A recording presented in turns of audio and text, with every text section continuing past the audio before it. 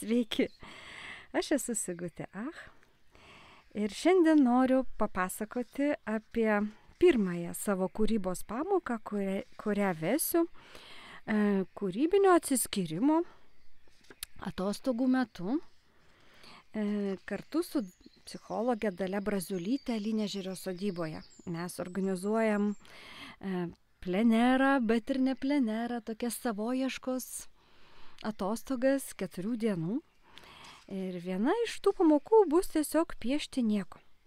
Ir kadangi aš labai ruošiuosi šitam dalykui, aš pati piešiu nieko jau keletą mėnesių, kad galėčiau parodyti jums, kasgi man gaunasi.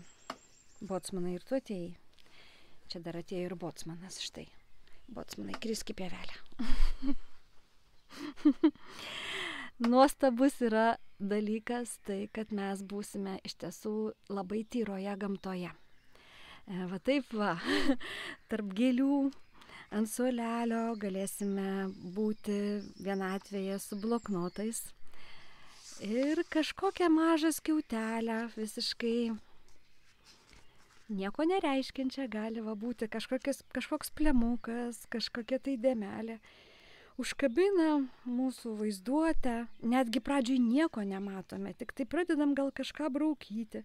Aš visą šitą piešinį pradėjau nuo to, kad nupiešiau akį. Čia dar buvo tuščia ir tik priklijuotas šitas gabalas popieriaus. Ir tai ir yra mūsų neišreikštumas, į kurį mes turbūt ir pateksim. Yra įvairūs būdai patekti, dažniausiai klasikinis būdas tai yra tiesiog medituoti ir žiūrėti į tašką, veikti nieko, bet protams pripratusiems dirbti, veikti, būti užimtiems yra labai sunku patekti į nebuvimo, nedarimo būseną. Ir kad nesukelti tik dar didesnio konflikto, mes tiesiog užsiimsim meninę veiklą, kuri gali duoti tą patį rezultatą. Tiesiog jinai dar duos ir labai daug pasimėgavimo tiesiog pačiu paišymo procesu.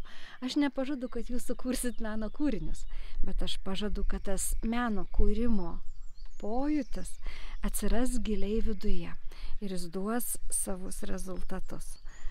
Tai pirmoji pamoka bus piešti nieko, atsiremiant į mažą, nedidelę skiautelę ar dėmelę popieriuje.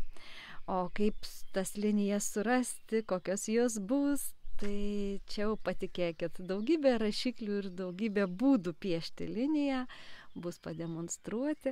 Ir aš manau, kad mes ne 1 valandą leisime maloniai ir gal vienas kitas net kūrinys bus vertas įrėminimo, ką gali žinoti.